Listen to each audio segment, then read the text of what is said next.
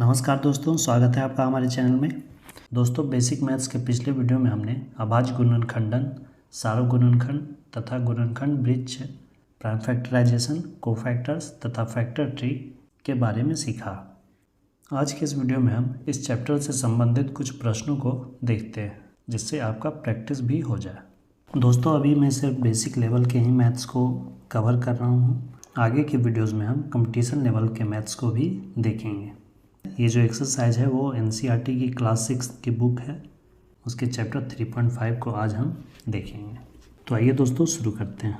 पहला प्रश्न है, यहाँ 60 के लिए दो भिन्न भिन्न गुणनखंड वृक्ष दिए गए हैं, इनमें अज्ञात संख्याएं ज्ञात कीजिए। यहाँ देखिए क्वेश्चन मार्क है, यहाँ पे क्या संख्या होगी ये ज्ञात करना है। देखिए 60 है, इसे दो भागों में बांटा, 6 और 10, 10 गुना 6 60। अब 6 को दो भागों में बांटा गया है, तो एक तरफ 2 है तो 2 तिया 6, तो इस क्वेश्चन मार्क के स्थान पे क्या हो जाएगा 3। उसी तरह से अब इधर देखेंगे, ये 10 है, 10 दो भागों में बटा है, एक तरफ 5 है तो दूसरी तरफ 2 हो जाएगा। तो इस तरह 60 का अभाज्य गुणनखंड कितना हुआ, 2 गुना 3 गुना 5 गुना 2। अब इस फैक्टर ट्री में देखते हैं, 60 है, इधर 30 आया, तो 30 आया तो 30 दुना 60, यहाँ पे 2 आ जाएगा।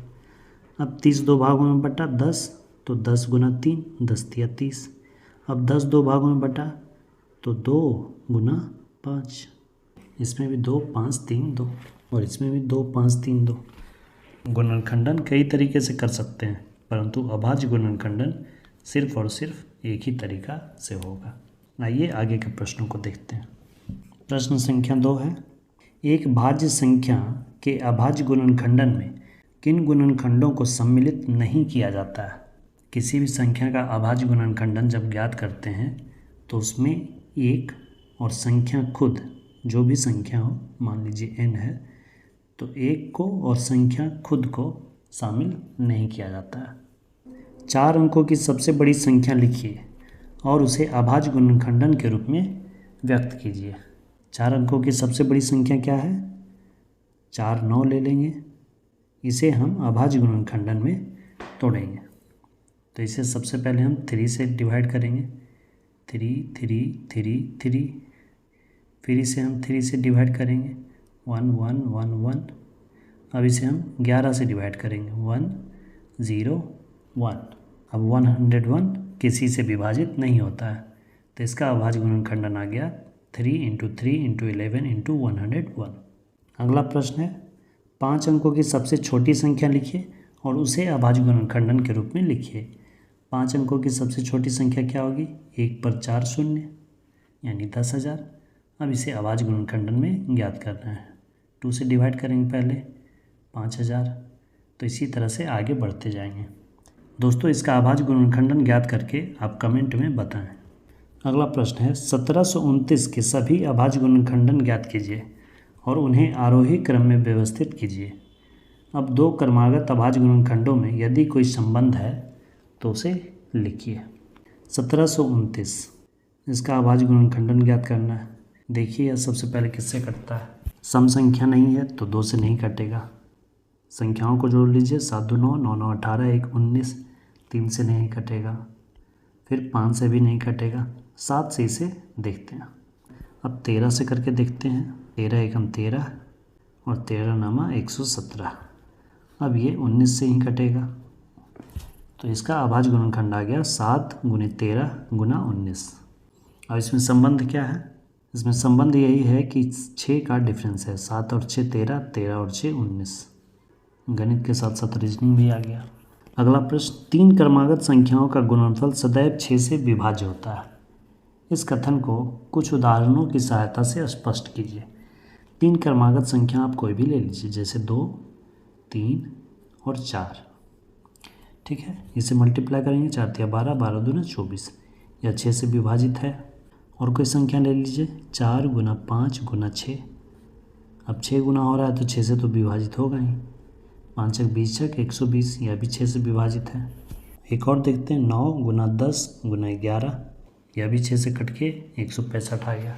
अब ऐसा इसलिए होता है क्योंकि कोई भी 3 संख्या जब हम लेते हैं तो उसमें से कोई एक संख्या 3 से विभाजित होता है और कोई एक संख्या सम संख्या होता ही है। तो वह 2 से विभाजित होता है। अब जहाँ वैसा संख्या आ जाए कि 3 से भी विभाजित हो रहा हो और 2 से भी विभाजित हो रहा हो, तो वह संख्या 3 दूना 6 से भी विभाजित होगा ही। इसलिए ऐसा होता है कि 3 लगातार संख्याओं का गुणनफल 6 से हमेशा विभाजित होता है। अगला प्रश्न है, 2 क्रमागत विषम संख्याओं का योग 4 से विभाज्य होता है। कुछ उदाहरण देकर इसे देखना है। 2 क्रमागत विषम संख्या लेते हैं, 7 + 9 कितना आएगा जोड़कर, 9 7 16, 4 से विभाजित है। 11 + 13 ये कितना आएगा जोड़कर, 24, ये भी 4 से विभाजित है। और एक संख्या ले लीजिए, 15 + 17 इसे जोड़कर आएगा 32, यह भी 4 से विभाजित है। तो इस तरह हम देखते हैं कि 2 क्रमागत विषम संख्याओं का योग हमेशा 4 से विभाजित होता है। अगला प्रश्न है, निम्न में से किन व्यंजकों में अभाज्य गुणनखंडन किए गए हैं? इनमें से कौन है जिसमें अभाज्य गुणनखंडन किया गया है? तो यहाँ देखिए 4 है। अभाज्य गुणनखंडन का अर्थ ही होता है कि सिर्फ अभाज्य संख्याओं का गुणनफल होना चाहिए। तो पहला तो होगा नहीं क्योंकि इसमें 4 है। ये दूसरा बी सही है, इसमें सभी संख्याएं अभाज्य संख्याएं हैं। 7 दूना 14, 14 दूना 28, 28 दूना 56, ये सही है। 70 ये भी सही है, 5 दूना 10, 10 सत्ते 70। और ये डी भी गलत है क्योंकि इसमें 9 है। 9 अभाज्य संख्या नहीं, 9 एक भाज्य संख्या है। इसलिए बी और सी में अभाज्य गुणनखंडन किया गया है। अगला प्रश्न 9वां नंबर, संख्या 18 2 और 3 दोनों से विभाज्य है। यह 2 गुना 3 बराबर 6 से भी विभाज्य है।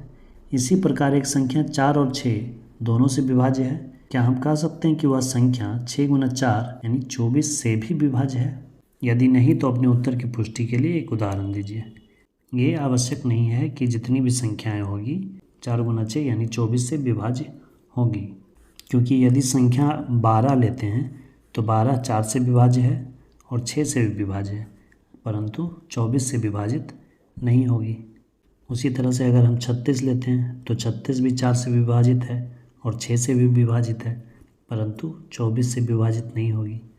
हाँ, कुछ संख्याएं ऐसी भी हैं जो हो सकती है, जैसे 48 अगर लेंगे, 48 4 से भी विभाजित होगा और 6 से भी विभाजित होगा, और साथ ही 6 गुना 4 24 से भी विभाजित होगा।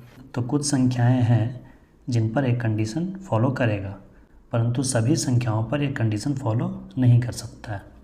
परंतु 2 और 3 के लिए सभी संख्याओं पर यह नियम फॉलो करेगा।